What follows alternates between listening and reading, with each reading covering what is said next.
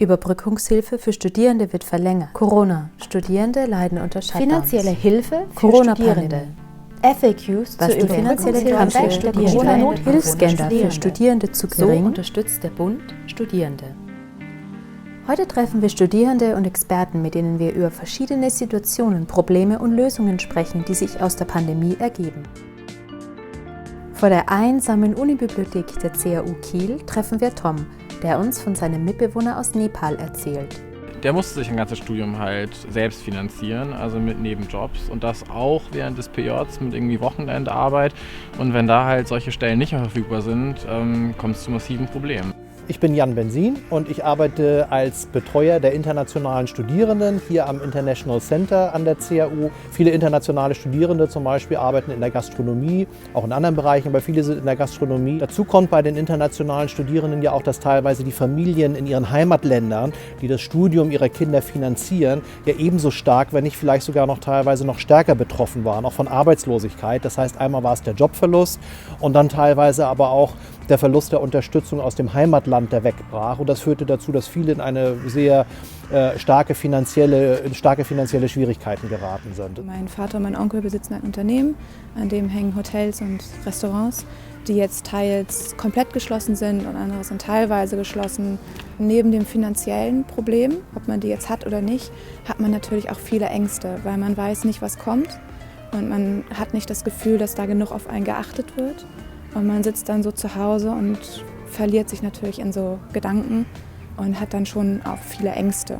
Und das kriege ich auch viel mit von befreundeten Leuten, die in ähnlichen Situationen stecken, dass man einfach häufig zu Hause sitzt und nicht weiß, was aus seiner Zukunft wird, wie man weitermachen soll.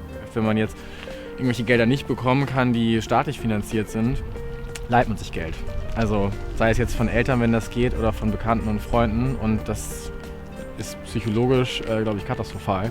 Das Studentenwerk unterstützt die Studierenden unter anderem mit ihrer psychologischen Beratung dabei, den psychischen Druck, der durch beispielsweise die finanzielle Notlage entsteht, umzugehen. Grundsätzlich ist es so, dass wir sagen, jeder ausländische Studierende kann im Prinzip mit jedem Thema zu uns kommen. Ganz egal, ob das nun ein soziales Problem ist, ob das Probleme im Studium sind, mit dem Vermieter, was immer da ist am Problem. Jeder kann erstmal zu uns kommen, aber das heißt nicht, dass wir hier dann jedes Problem auch lösen können. Und deswegen haben wir eben ein Netzwerk mit anderen Einrichtungen. Da, wo wir uns dann teilweise auch mit den anderen Bereichen überschneiden, gerade jetzt, das sind zum Beispiel die Fragen finanzieller Beihilfen. Da hat jede Einrichtung eigene Programme. Bei uns zum Beispiel, wir verwalten sogenannte Abschlussbeihilfen, sowohl Landesmittel als auch Mittel vom Bund, vom Deutschen Akademischen Austauschdienst. Das sind Stipendien für Studierende, die sich in Vorbereitung auf ihren Abschluss bewerben. Dann haben wir Stipendien für Studierende, die sich besonders engagieren. Und wir nehmen auch Bewerbung für den Verein zur Förderung ausländischer Studierender entgegen. Das ist ein privater Verein hier, wo ich auch mit im Vergabeausschuss sitze, zusammen mit anderen Hochschulen der Stadt Kiel. Und in diesem Verein können Studenten sich während des Studiums für kurze, kleine Mittel bewerben und da kann man auch bei uns Bewerbungen einreichen.